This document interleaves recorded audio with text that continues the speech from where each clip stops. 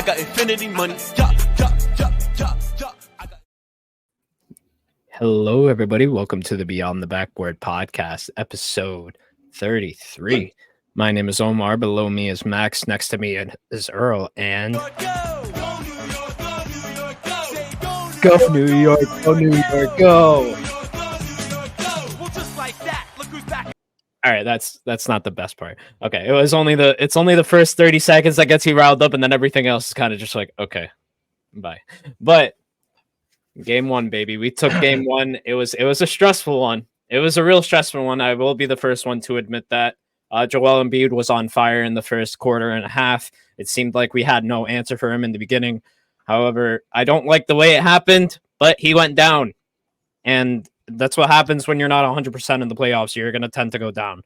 Thankfully, he came back, and we were able to hang on to that lead. So it was good that we were able to do that. We were able to close out that game. Clutch moments from Josh Hart, Deuce McBride. Jalen Brunson and Dante DiVincenzo are not going to combine to shoot 8 for 30 or 8 for 28 or something like that. I forgot. It was really bad, but that's not going to happen again. I have full confidence. We going to the Eastern Conference Finals, baby. Orange and blue skies. Yes, Stephen A. I'm stealing your shit. Orange and blue skies, baby. Orange and blue skies. Earl, can we get a response? I mean, it doesn't have anything to do with him right now, though. No. Because I'm just curious. I'll give it fair enough. I feel like for the Knicks to win that game without Brunson having a complete dominant game, and DiVincenzo was really impressive. About Joel Embiid too, he was playing really dominant. I mean, he went out for a move that he really hasn't put a lot of stress on his body to perform as of recently. So that kind of messed him up. And it was surprising. I will say it was really surprising to see him come back in that game. I feel like that was a game where you probably just go ahead and send him for that game. When you seen he was bleeding from his knee as well, where he had that surgery. So that was a little bit concerning, but apparently he's okay. His camp's okay. I seen him warming up today, so I'm guessing that he's playing again. So we'll kind of see what happens. But like you said, Joel, he was playing dominant, into his spots. I think the only thing that messed him up really was when he tried to play a little bit out of character. But the Knicks overall, I mean, as a team, y'all play good team ball. Y'all were able to get that lead back, or really play with the lead for most of the game. We were losing for a little bit. We were losing for a little bit. We were getting dominated on the boards. Joel was shooting really, really well. He looked really good. But you can tell he's not 100%. Like, you can look at him and you can see when Joel Embiid is not 100%. You could tell in the way he walks and the way everything. But still, that 900% in the first quarter was going crazy. I'm not going to lie. He was. I'm just saying. He was. I'm just saying that 900%. I will be the first one to admit that. And I'll be the first one to.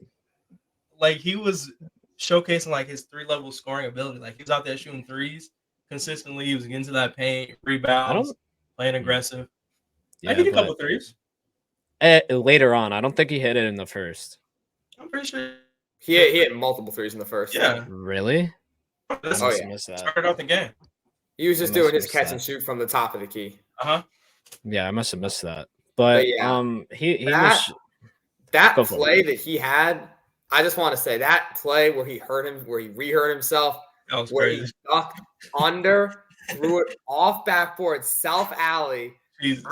That's one of the highlights of the year. Injury aside, that is one of the highlights of the year. Like, quite literally, I was dumbfounded when that happened. Like, I couldn't find the words to describe how incredible it was that a 7-foot, 275-pound human being just self-alleyed, took off from, like, not like close to the free throw line, but like took off from pretty far back. Yeah. And I just want to say this. I don't think I've ever seen a self-alley where you're dunking over somebody. Typically, a self-alley is either you're just by yourself on the fast break, or it's one of those like T-Mac plays where you're in the half court, you're at the free throw line, and like the defender's in front of you, but there's no one behind him. So you just duck under the defender, throw it like under his arm, and then go dunk. And he threw it up under, I think, Hartenstein, and then dunked over Anunoby. Like, I've never seen anyone self-alley dunk on somebody in the half court at 275 pounds. Like, I was so floored by that. Like, I wasn't even processing that he got hurt. I was just dumbfounded at what I just saw. I don't think enough people are talking about that. That should be in consideration for play of the year. Like, even as a Knicks fan, That is like one of the most impressive single plays I've ever seen in my life. That was absolutely insane. It stinks that he got hurt on it, but like just wow. Yeah. That's a play. I feel like that's gonna be the case for like why it shouldn't be the play of the year, because he got injured right after that play. I mean, again, like I exactly right. Like I feel the same way as you do, Max. Like sometimes like in the game of basketball, we have to give the other team props. It's a part of our culture, I feel like. But yeah. Joel Embiid, he went down on that play. I hate that he went down on that play because we want to beat the team at full strength like we've been doing all year. So, and now we're not even sure Maxi's going to play tonight. Apparently, he's questionable. So with an illness, questionable illness, didn't go to shoot around. So that would be a big break for us if we do catch it. But obviously, wish him the best. What people were discussing was the fact that they're probably actually going to end up sitting Embiid and Maxi for this game at MSG, because they're saying if you're not going to have one without the other, I'm sorry, the Knicks are going to win that game, right? You don't just throw a game just because one person's hurt. Again, but here's but let me. It's not the worst argument I've heard. I mean, if Maxi's already under the weather, let me get where I'm going. So with that being said, they can get those two in particular can get more time to rest up so they can dominate at home. If they can dominate at home, not let the Knicks get one game on the road, it's an even matchup. It's everybody's game. They don't, but they don't want what Philly has to focus on is actually trying to get a win tonight. If Philly doesn't get a win tonight, 97 or what was it? I believe it's 94 or 97% of the time, the people that go 2-0 are going to win the playoff series. Something along those lines. I think it's like 92% because I remember being like an 8%. To say about that one. It was I think it was like I forgot, but it was a reporter. I can't remember their name at this time, but it was roughly 6 to 8% difference between the two. Yeah, I mean, listen, it's not the worst argument in the world. It kind of all depends on Maxi. If Maxi really is under the weather and he can't play tonight, and it's like it's just silly to throw him out there and he's not going to be himself, you could make the argument that it'd just be best for him to just rest Max and Embiid. And who knows, maybe the rest of the guys just go out, play the game of their life, and they take game 2 in a miracle, and then you're going back home with a healthy Maxi and Embiid 1-1, and that's like best case scenario. But even if you do lose tonight, you got the 2 home games. You could argue that it might just be better to just rest Maxi and Embiid if they're both kind of already on the ropes. So I don't think that's what's going to happen. If I was to bet, I'd say probably they'll both suit up and they'll just go for it and they'll probably win because Philly played us real close last game. Yeah. But it is something to watch. It's something to monitor, you know? I feel like part of the series. Yeah, I feel like if they're going to be out, it's going to be because they can't play. Like I don't see a world like versus this Knicks team, especially how aggressive y'all play. And I mean, obviously we know you guys are real, not pretenders after that first game. Not saying that you were, but I don't think they can afford to like just completely give up a game. I still think there's a world where if you have a Joel Embiid out there, which are the role players, you always still have a chance to win those type of games, regardless of who you're playing. So I think they're the only way they both get announced out is if they literally can't play. Like I can see a world, like you said, where Maxi just doesn't play because of sickness. I mean, it's hard to play through sickness. Whatever I don't know what the sickness is, but if he has like a fever, headaches, stuff like that, it's hard to play basketball. Like we're talking about running up and down the court for about an hour with commercials and stuff like that, or probably a little bit more than that as well. Yeah. So, I just had an ear infection, and I could not imagine doing anything remotely other than just lying around and taking painkillers and being miserable. So, I feel exactly. Man. So, like, not saying that's what he has, but but then you got your 2 games of the world of MJs in the world. True. Like I would not shock me if Maxi just comes out and has the game of his life tonight. 60 points and MSG hands up every. No, it can happen. Yeah. It could definitely happen. If anyone can do it, it's Maxi. It could. He's legit. But here's the thing, though. Look, I don't want to put anything on Embiid's game because again, we have talked about that he's not 100%, and I gotta be honest, I don't see him getting any better within the rest of the series. If the Knicks were in any other, if Philadelphia was in low-key in any other position other than this one, like let's say they were lower and they were going out to the play-in, I think they would just take the exit road and have Embiid sit because I don't know, man. It just seems to me like they wanted him to be back for the playoffs, and then and then it feels too close, especially with what happened last game, where he started to bleed through his what is that called, the sleeve, the leg sleeve. Yeah, he started to bleed through the leg sleeve, like cushion. Like, you know how much you have to bleed for that to show on the cushion like that? It's a little crazy. I'm concerned for Embiid's health because we're talking about a former MVP, a former face of the league. Currently, the defending and the reigning. The defending. And by the way, SGA should win it this year. I'm sorry, Jokic fans. SGA should win it this year. But back to Embiid, it's hard. It's hard. And then on top of that, you have to have 40. You're gonna have 48 minutes of elite defensive centers. Isaiah Hartenstein is no scrub, and Mitchell Robinson, definitely from that last game, is not no scrub. So with an 80% Joel Embiid and a 100% Mitchell Robinson and Isaiah Hartenstein, I'm not saying it's going to be hard. I'm not saying it's going to be impossible for Embiid to not win the game, but it's going to be really, really, really hard. I feel like I was watching that game. I somewhat agree with you. Like, obviously, Embiid this series is not going to be 100%. But, I mean, last game, he probably shot the worst he's going to shoot this series if he's playing, like, basketball. He shot 8 for 22. 2 for 8 from 3, which was a lot of threes, I feel like, for him to be shooting. Obviously, you can tell he wasn't feeling 100% if he's taking that many. But I don't know, man. Wait. I'm sorry. We had to backtrack. We got to backtrack because we were just saying how good he was shooting within the first 2 quarters. Yeah, I'm just saying. I said he was shooting threes. Like, he made 2 threes. I'm pretty sure both of those threes were in the first, if I'm not mistaken, that he made. Yes. You're right. I went back and saw that you're right. But I'm just saying, like, in general, I feel like this is probably the worst Joel will shoot taking 22 shots, in my opinion, if he's out there playing. I'm not going to say I still believe, it's going to be really difficult. You got 2 huge physical centers. And don't forget OG Anunoby. Like, he's going to be swapped with him on some plays as well. I mean he just dunked on Anunoby and then hurt himself.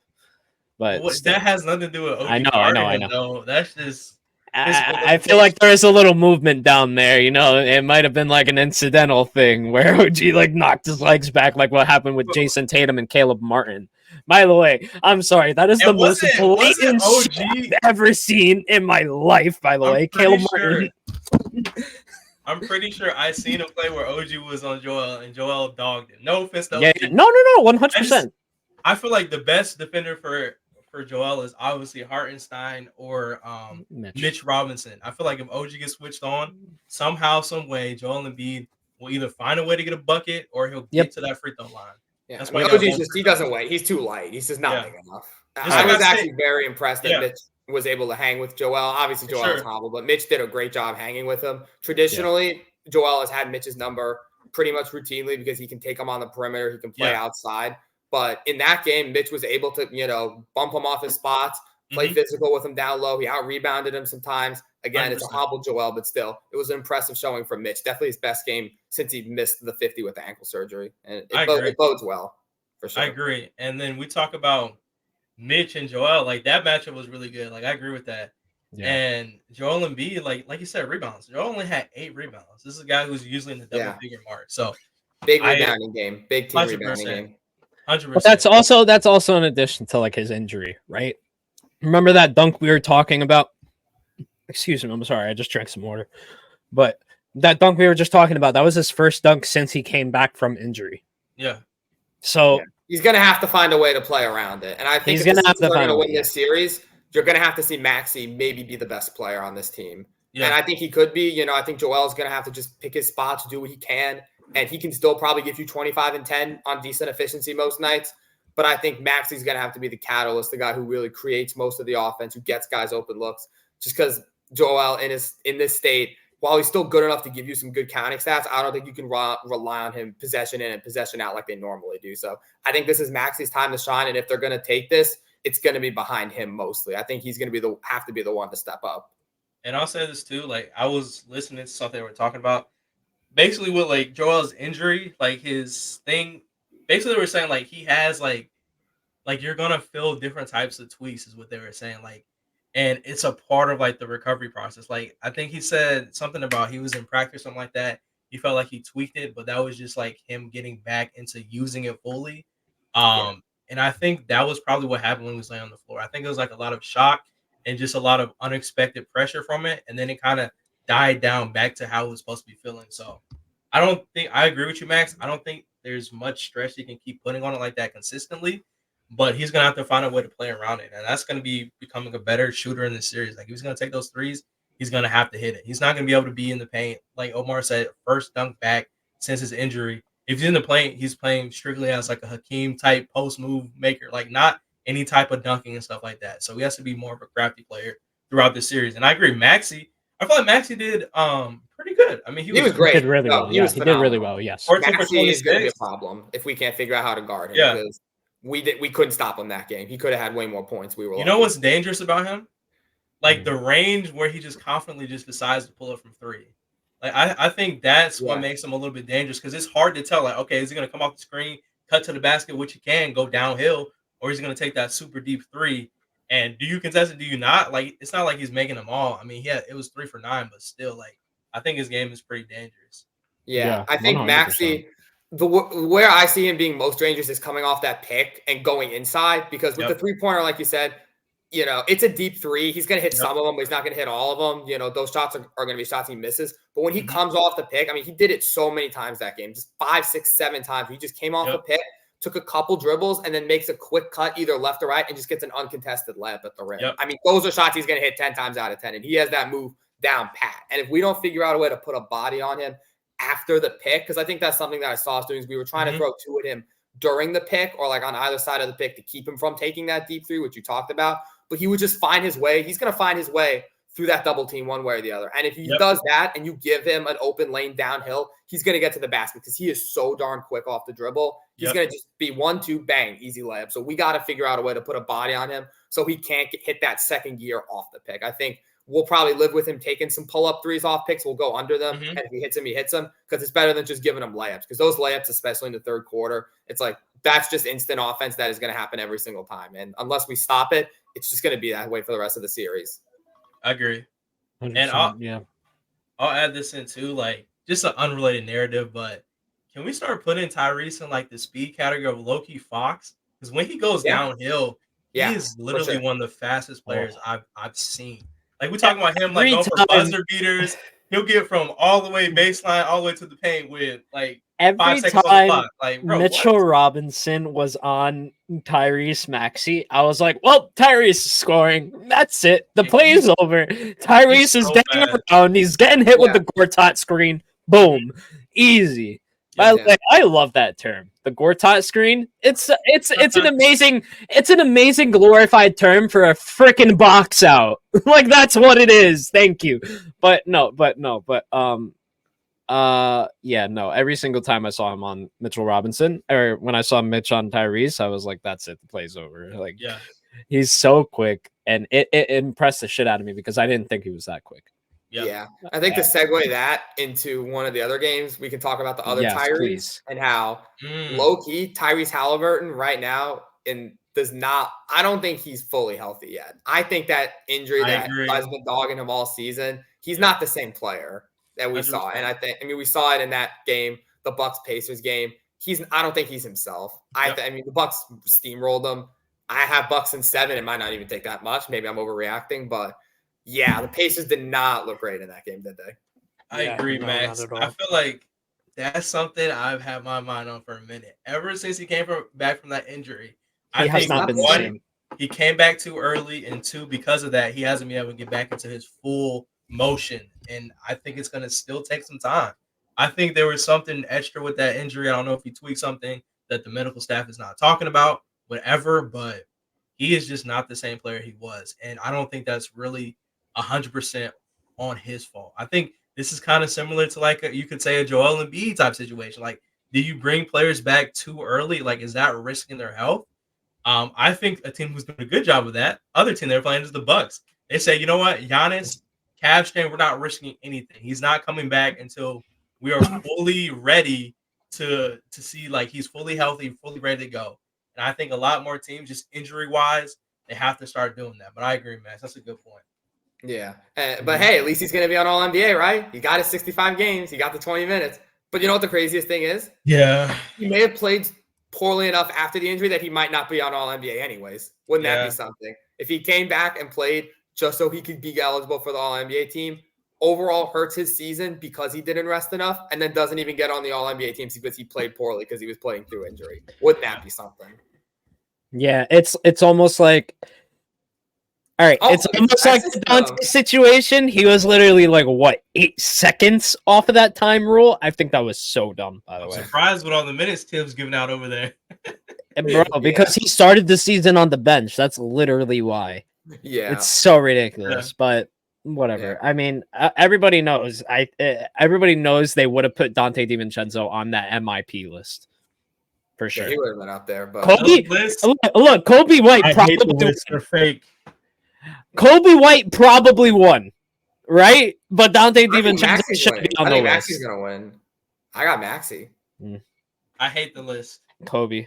It's got to be Kobe White. There's been like a hyper focus on him ever since. There has been. Ever since they won against New York, there's been like a hyper focus on Kobe White. He's been playing really, really well. He has been, but keep in mind the 42-point playing game was after the votes were cast. So keep that in mind. This is true.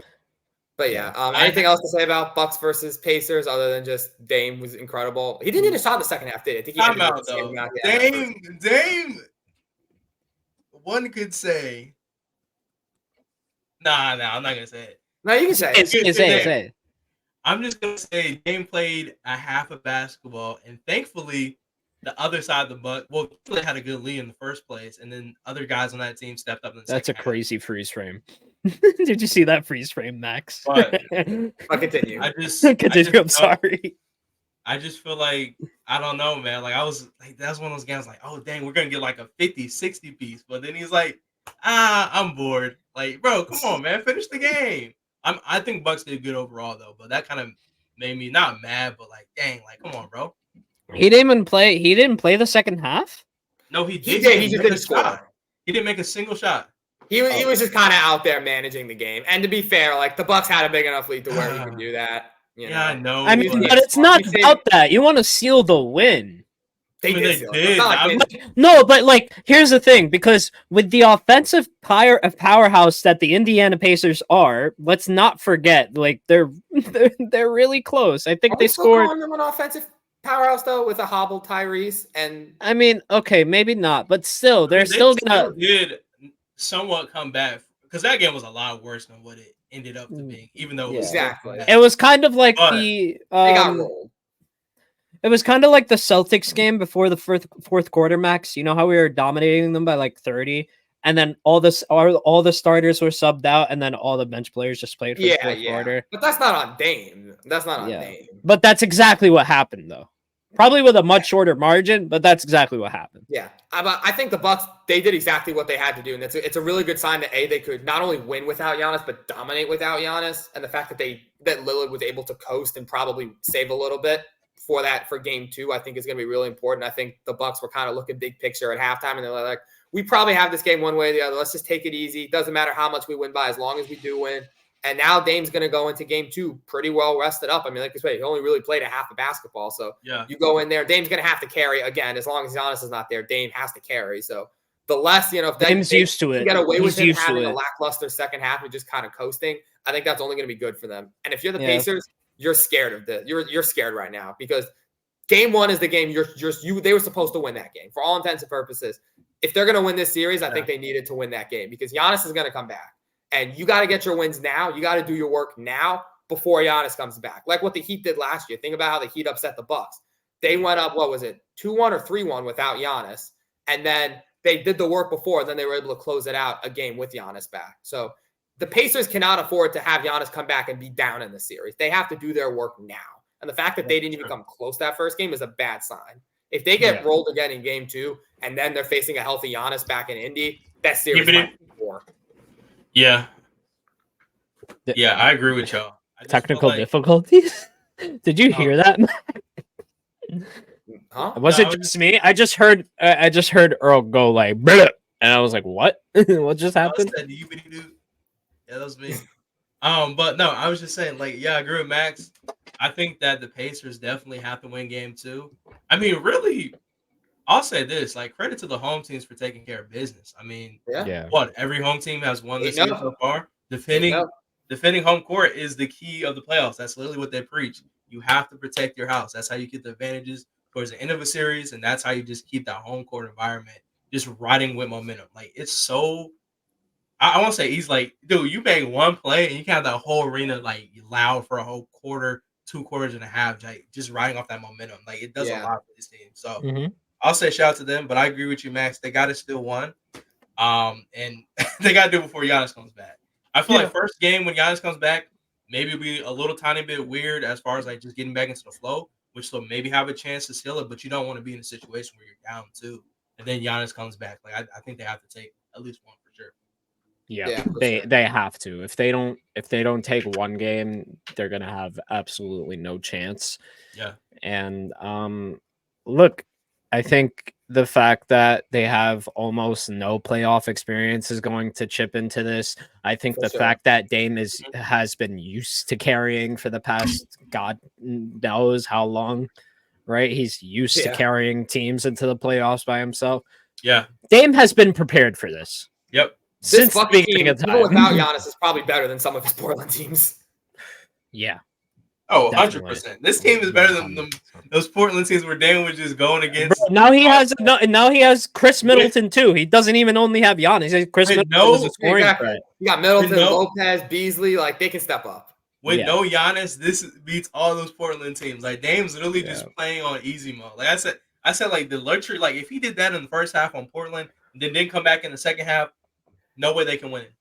And that's been proven. Like that's been proven over the history. If LaMarcus Aldridge stayed in Portland, man, I think they would have had at least one. Dame, I think one. I do. I don't know. That team wasn't beating the Cavs. They were like one piece away from something. Even if they made it, I don't know. I feel like it. Even if they made it to the finals, bro, they're not running through them like prime Cleveland / Warriors teams. Even in the Western Conference Finals, they're not making. Yeah, American dream. Even at that time, wasn't the Rockets were good too? Was that James? Yeah, it was around. I think it was like the year before the Rockets. Wasn't it like 17? They were really good. Yeah. But that. All right, we can move to the other side of the bracket. What's going on? What is going on with the Magic and Cleveland? I mean, y'all slept. Y'all went on the show last week. Said Magic in 5. They're gonna have to win the next 4 games for that to be true. I'm just saying. I think it can. There's still time. There's still time. I said this before, bro. It's one game. It's one game. I think what Cleveland is trying to do is not going to work for them. I just feel like there's going to be a lot of heavy shoulders on Donovan Mitchell and not a lot on everybody else. I feel like go for it. Me and Omar are just complete opposites because he's like a legit Cleveland hater. I'm not a legit Cleveland. You know what? I just think that the Magic, I just like what they're doing. So at a young, like that team is so young. I just want to see how far they can go, basically. I just don't think Cleveland's going to have the energy to do it. That's Omar just hates Cleveland, and he would love for the fact that as the great Joe Kim Noah said, he can go and does get anybody go to Cleveland on vacation? Huh? As the great Joe Kim Noah said, does anybody go to Cleveland on vacation or something? I mean, if LeBron's there, I'll go to Cleveland and win a ring for vacation. If that's I recently started working with this dude, right? And he's from the country where Jokic, Doncic, and everybody like this. I forgot. I think it's Slovakian or no, something else. But he's from that island. I'm not even gonna try and dissect that. There's much wrong with that statement.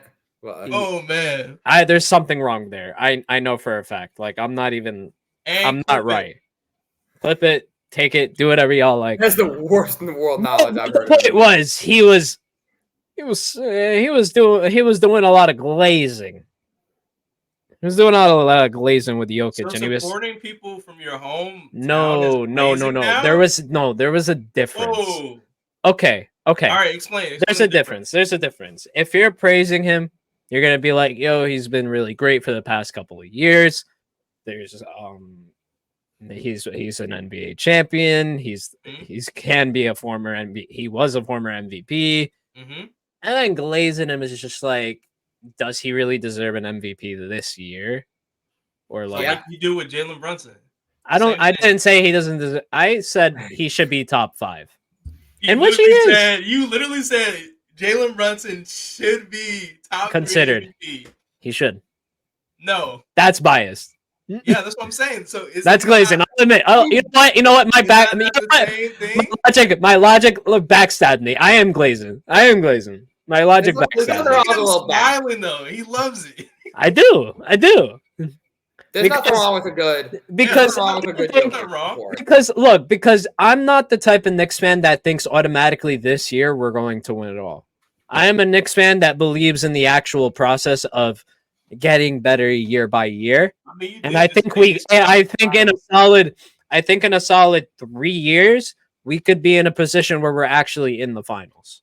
What do you got? What was that, Earl? Yeah, what was that? I was just moving something over it. What was that? just look funny. It's just a painting. But yeah, I don't know. Jokic sure looked like the best player in the league in Game 1 against the Lakers. I don't know. Looked like he kind of dominated that game for 48 minutes, and Shea didn't really have that good of a game. Should we get into it? What? Should we get into it? All right. I don't see why not. We're talking about Jokic. Let's do it. Time out. Okay. Did you watch Jokic? MVP? If we're bag for bag in that series, Jokic, 32 points, 12 rebounds, 7 assists, right? Correct? Yep. Great efficiency. Okay. Anthony Davis, 32, 14, and 5. He should be deep. He should be considered for depoy. The fact that he's not. He should be. Now that we'll get into that later. But that's I'd have him third in my depoy. I do too. I do too. I don't think Rudy should be there. On a personal level, I just don't think Rudy should be there. The Timberwolves defense was, and I'm fine with Wemby being ahead of him because he's Wemby, but AD should be third, respectfully, and should be all three. Respectfully, Wemby should win. Take Bam out of there. Take Bam out of there. Yes, take Bam out. We're talking about bag for bag. We see the evidence with no Anthony Davis. We see the evidence. No defense with no AD. We have no defense. If you take Bam out, he has defense everywhere. Anthony Davis is the best defender on our team, and he is the core of our defense. You take him out that system, there is no system. Him, boom, Bando here, drop off, bam, all the way down there. There's nobody else close to that. And I feel like the fact I seen an article come out today that he said, basically he said that the NBA, like the voters just don't like him, and he's already accepted that he probably will just never win one. Who? Is he never won one? Anthony Davis said that. Yeah. Has he never won one? He's never won one. That's criminal. That's actually criminal. I'm pretty sure Tim Duncan hasn't either, if I'm not mistaken. Tim Duncan, I can understand. AD should have one, or he should have at least 2. It's crazy, bro. Like the efficiency he's playing on the defensive end, bro. They put up the numbers next to him and Gobert. He beat Gobert in every category. Every category. I think Rudy had. Okay, so Duncan actually won the NABC Defensive Player of the Year 4 times. Which was in college when he was at Wake Forest, meaning he won it all 4 years he was in college. The fact that he wasn't considered for DPOY at any point is kind of crazy, but I'm not going to get into Tim Duncan's stats. Same reason. Who won Defensive Player of the Year versus LeBron? I forgot what year that was. It was a crazy name. I can't remember the name now, but it must have been like Kwame Brown or something. No. It was somebody, but I can't remember. I'm looking it up right now. While you look it up, Earl, explain to us what went wrong in that Lakers game. Okay, you came in that confident this season. 100%. I'm still 100% confident. Looking at this series, but tell us what went wrong. First of all, the thing that went wrong is 3-point. Marc Gasol. We shot. There it was. Yeah. Okay. The numbers. Okay, I'll talk about it in a minute. Anyways, we shot 28% from 3 to their 36. I felt like we shot a lot of unnecessary threes. Our game, I feel like for this whole year has been grind and pound in the paint. Pause. Don't think I had to say pause, but still. Just in the paint, grinding, getting possessions against the free throw line. And we kind of went away from that, trying to take shortcuts to get 1, bigger leads, and 2, trying to come back in this game. Second thing we went wrong is turnovers. Turnovers absolutely killed us. We had 12 turnovers to their 4. You cannot give away turnovers to the best team in the NBA. You can't. You can't give free buckets. It's already hard to stop these guys and set defense, because our system is already a disadvantage. I'll just say that because of people ham. Anyways, yeah, that happened. And then last biggest thing is our role players just didn't really role play at all. I mean, Rui only have 4 shots, which can't happen. 7 points. D'Angelo Russell, I think, was the biggest one. People put a lot of blame on him. I partly agree with that. He was 6 for 20. If you're taking 20 shots, my brother, you got to make at least 12, especially if you're taking more shots than Bron.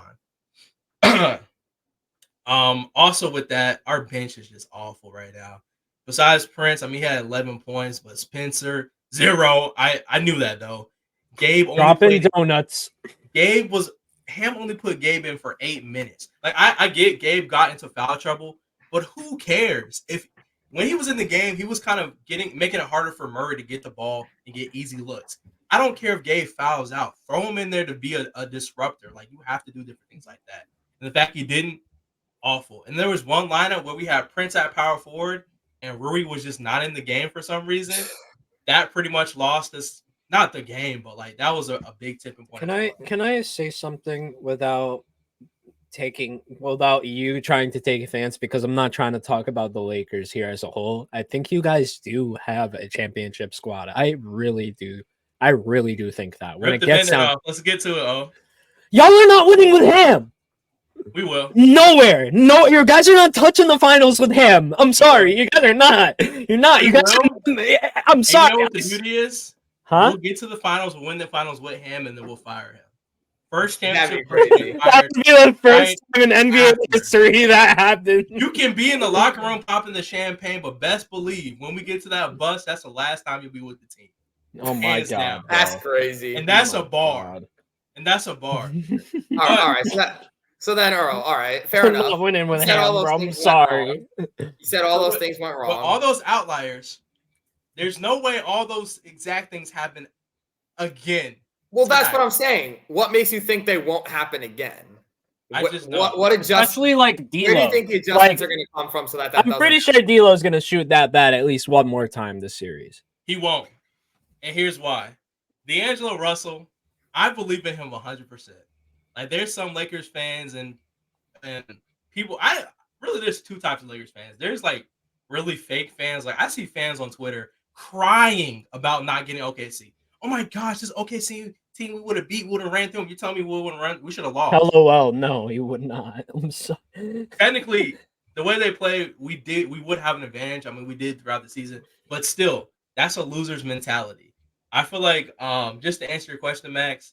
One, I don't think D'Lo's going to shoot that bad again. For the most part, all the shots he was getting were good looks. It just didn't fall.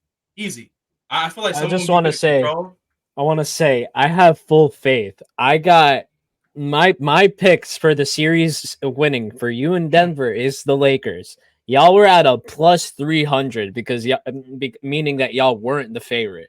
And I still took y'all because I had faith. Yeah, that's easy. That's a good bet. But anyways, to answer your question, the turnovers, Max, it was just bad passes. I mean, Bron has 7 turnovers trying to force passes that just weren't there. I don't expect Bron to make those same type of mistakes as the player he is 2 games in a row. Same. I agree. And then last thing, 3-point shooting. Or no, last thing, sorry. I'll say Rui Hachimura, he only had 4 shots. Like that can't happen. Rui's a guy who should be getting around 12 to 15 points minimum mark off of like at least 8 to 9 attempts minimum a game. So I think with all those outliers out the way, we go out there, play the same. AD still has his dominant game as he should. Bron finished with like 27. It wasn't even the most efficient 27. So I just think like just keeping things positive, not overreacting. There was a lot of things that we can control that doesn't have to do with Ham that can help us be in a better position to win. Okay. Do you still have Lakers in 5? Wow. I have Lakers winning. I feel like Denver might take like 7 games. You could say that. You know what? I'm tripping. Lakers in 5. What am I saying? All right. This is my thought process. We have to win one. Boom. Knicks in 4. I'm confident that we win at home. We win out at home. That's 3-1.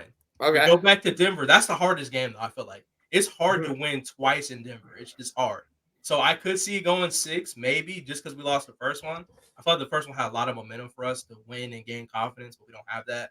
So I still think we're winning. I'll stay 5 just to stick with my word, but I could see 6 for sure. Fair enough. All righty.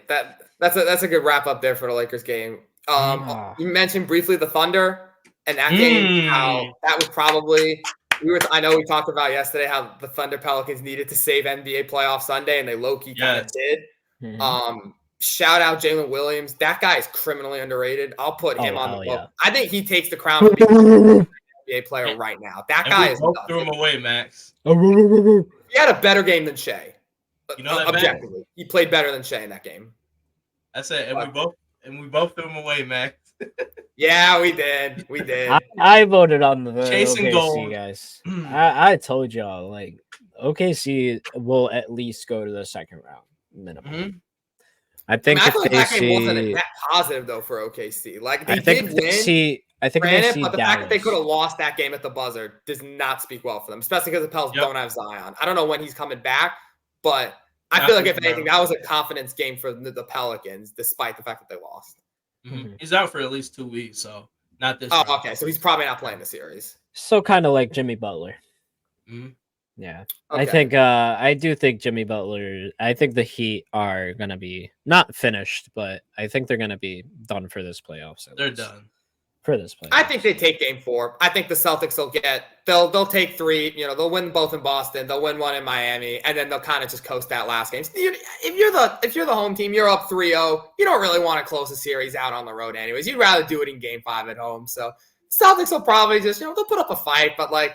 They're not going to try super hard. The Heat will try ultra hard because it's like they don't want to get swept on their home court. So the Heat will take Game 4. It'll be the classic gentleman's sweep. That'll be like their high point. And then they just go back to TD Garden and the Celtics wash. No, I'm sorry. I think the Celtics are going to take absolutely no chances. Because they can, yeah. Like, bro, they're missing one player. I reckon it's a big player, but they're 2 missing players one. Actually. Him and Rozier, okay, yeah, and Rozier. So I mean, look, man, that's I still think you're good enough to take a game in Miami, but that's gonna be, bro. It's gonna be done in 4. That's it. Like, bro, I'm not gonna lie to you. When we pull up to Miami or we pull up to Orlando, half the arena are cheering for the Knicks. Yeah, that is true. So who says that it's not gonna be the same? Because Boston isn't hated all around the world, right? They're hated in certain areas like New York. And LA, but I don't think they're gonna be hating in downtown Miami, Florida. So you're saying that the Heat fans? Yes, they definitely are gonna hate on Boston. Really? Oh, they've been facing each other for the last couple of years. Miami and Boston. I don't know. Like it's been Miami and Boston like in the East for a while. Like it has been each other.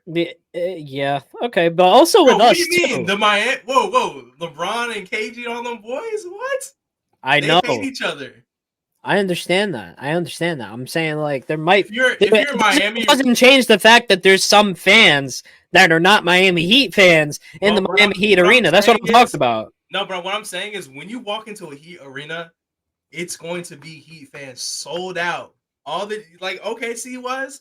I expect that's what Heat is going to look like. OKC was crazy, bro. That's what it's going to be like. That sea of white is crazy. What is the name of that arena? One more time. I think it looks so good because the blue, man. It just makes it look so good with the white. The white and the blue. What's the name of the Miami Heat's arena again? One more time. I keep forgetting. I don't know, bro. I have no idea. All I know is Smoothie King. Like American Airlines. Oh yeah, probably is. I think it is. All right. Well, I'm gonna look it up before I misquote it. Yeah.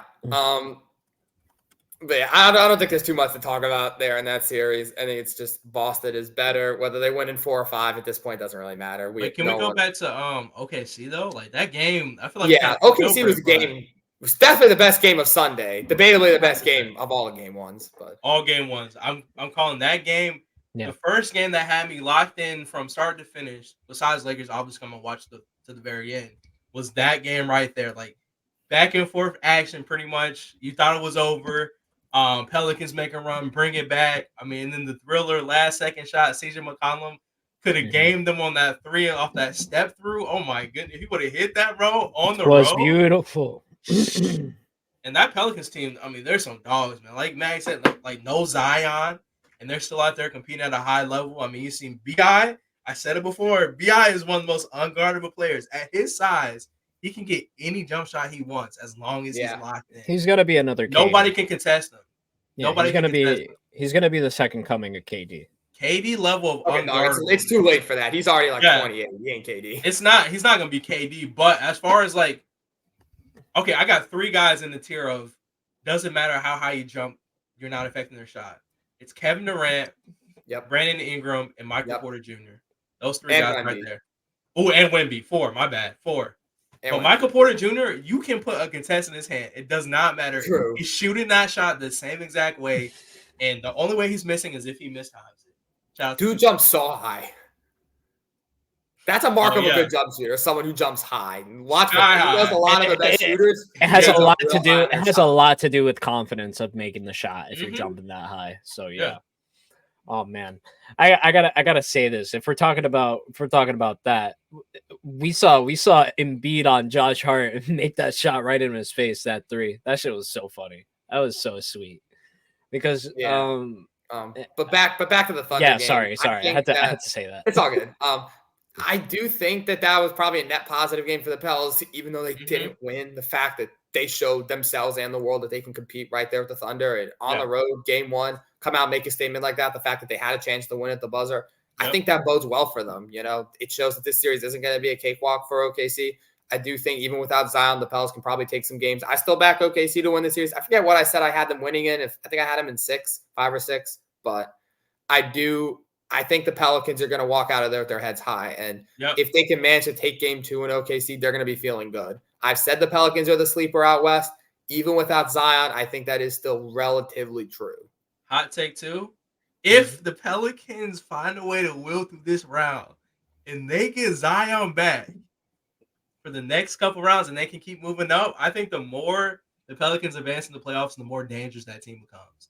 Zion, I said it before, Zion is unstoppable. When Zion's in the zone, there is nobody who is stopping his body. Like, think about the teams that are constructed, like in the West. Okay, so on that side of the bracket, who would they play next? Like OKC or Pelicans if they won? They'd play 4 or 5, so they'd play Clippers or Mavs. But I mean, we're going to talk about. I forgot about that game. Holy, Clippers are kind of good. But anyways, who's stopping Zion? But let's get to those. Yeah, let's get to that game. I feel like it's with Zion. I feel like he hasn't grown into the player that he was supposed to be. I know his injuries set him back a little bit. He's balling. He is balling, but we thought he was gonna be, bro. We got 40 on all 2s.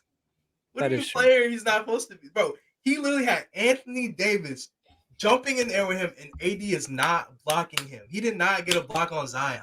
Bron's I don't know. I just feel like we were talking about Zion. We were talking about Zion like he was gonna be the next Michael, bro. That's why I just feel like I feel like Zion's playing how he's supposed to be playing, unstoppable to his game, and I think that's good for them. He's not the second coming of Braun. He's not exceeding expectations immediately like Wemby did, but he is still a very, very good NBA player and an all-star when healthy. I don't know if he's a 1A on a championship team, but like he is still the best player on the Pelicans, undoubtedly. So I feel like if he is healthy, he is a legitimate, probably top 20, 25 player in the league.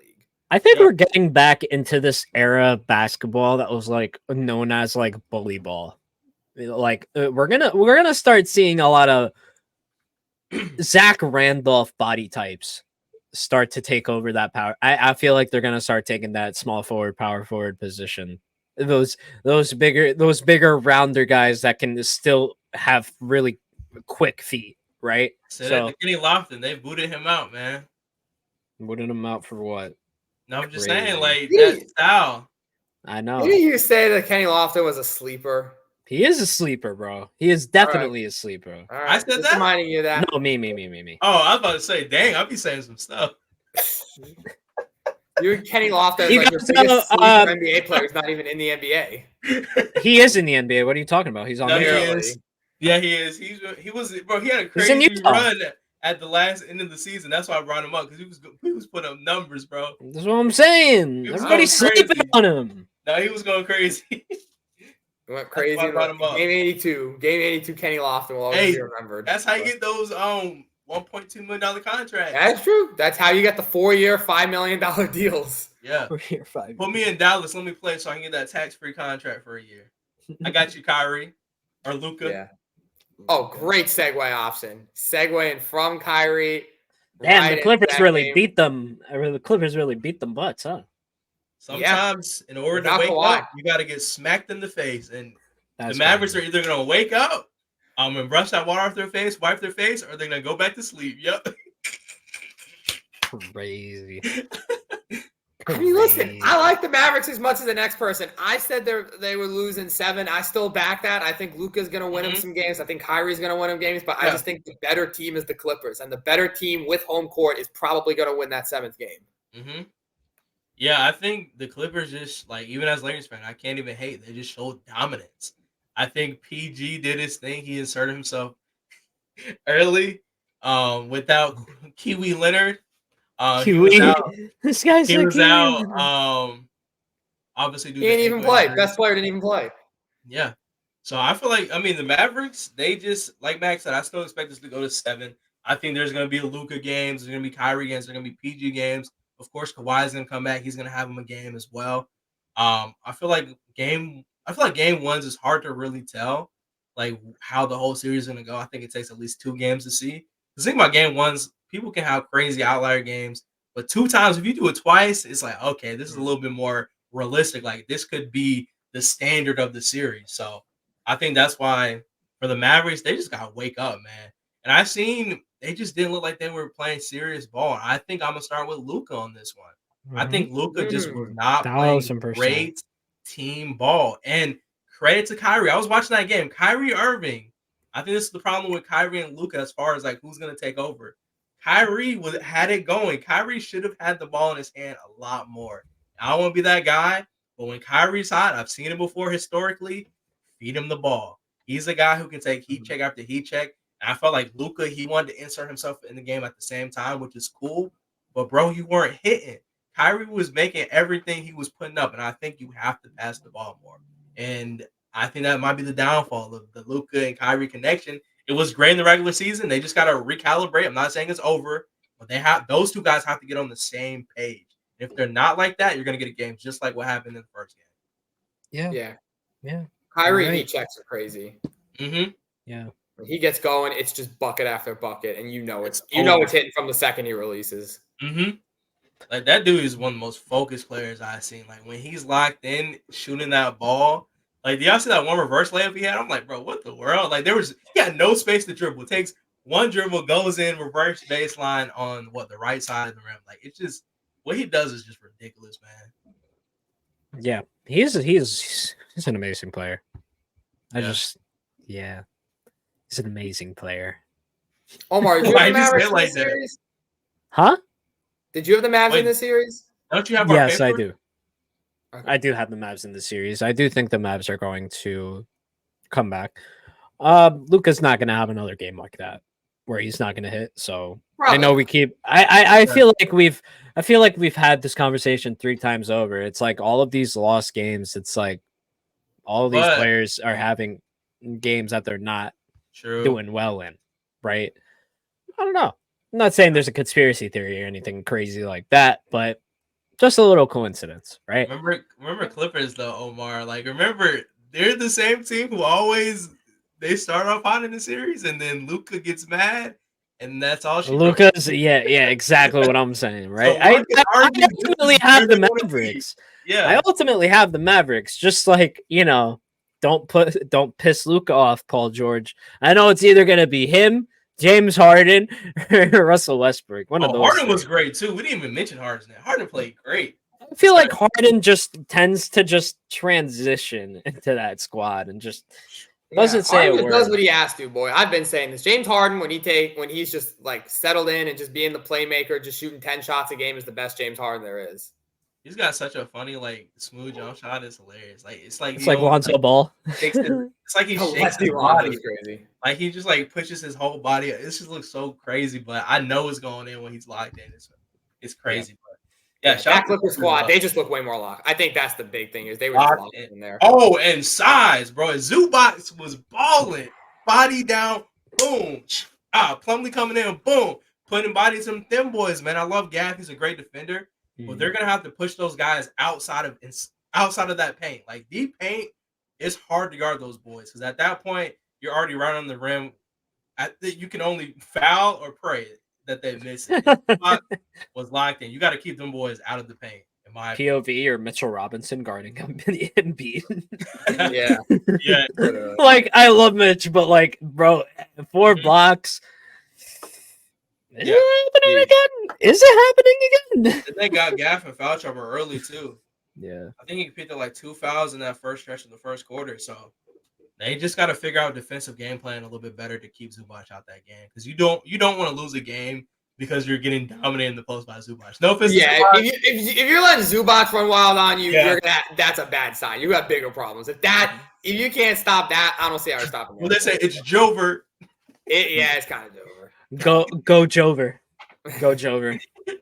I think the last game that we haven't talked about, if I'm not mistaken, is we haven't talked about for good reason. It was the biggest blowout was Timberwolves versus Suns.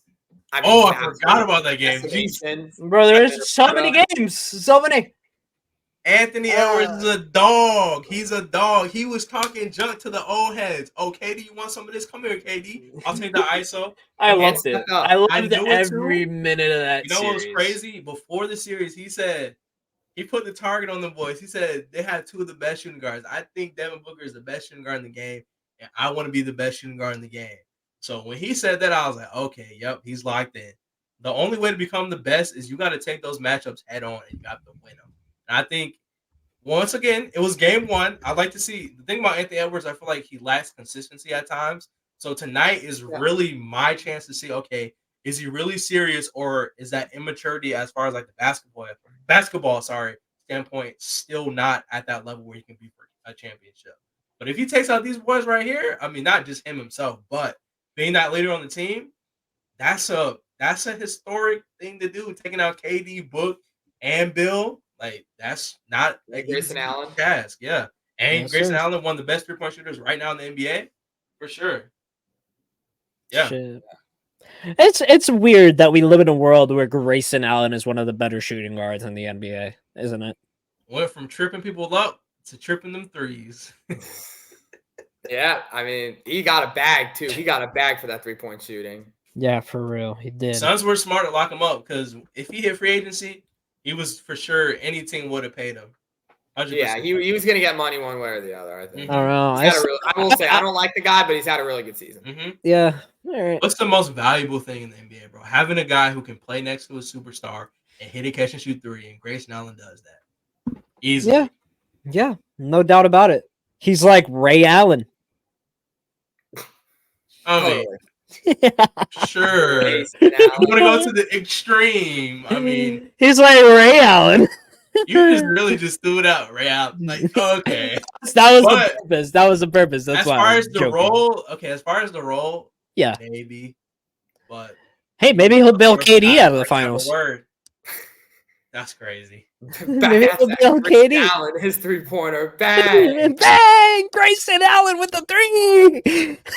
He has to put on he might need to bail KD out of a game 4 sweep at this rate. Grayson Allen still have to 5 points. I think it'd be worse that it's not Bradley Beal or Kevin Durant or what did Devin Booker put up in game 1? By the way, I'm gonna look that up. I didn't look at it. I don't remember. I don't know if any of the Suns had a good game in game 1. I'll be honest. I don't know if any of them had like a good game. Like that was it's 95 to 120. They got blown. Okay, see, like when you put games in that perspective. Okay, you gave Grayson Allen. How much did they give Grayson Allen? I don't remember. Like 7. He had 4 points that game. I mean, that's one game though. Like if we manage all games. Devin Booker had 18, 5, and 2. What was the field goal percentage? It doesn't show here, unfortunately. Yeah, I do think it shows that the Suns shot 44% total. It's not awful, honestly. It could have been better, but I do think. Listen, I think the way the rest of the series goes, I think Minnesota wins game 2 in Minnesota. Feel good about that. I think they're going to ride the momentum. I do think it goes back to Phoenix. If Phoenix take 2 down 2-0, I think KD's going to show up. I think Book's going to show up in Phoenix. I think those are going to be important games for the must-win games, and they're going to take them. Then I think it goes back to Minnesota. Minnesota wins at home, and then they pull out a really close Game 6 in Phoenix to end the series. So I think it's going to be like 2-2-2. It'll be kind of ups and downs. I think Timberwolves are riding it up. They'll go a little bit down. Again, inexperienced playoff team going on the road against an experienced playoff team. I think that favors Phoenix in those 2 games. But then Minnesota is ultimately the better team, so they're going to find their stride at home in Game 5 and then carry that into a Game 6 win. So T-Wolves, I still back that. I think it's lining up well.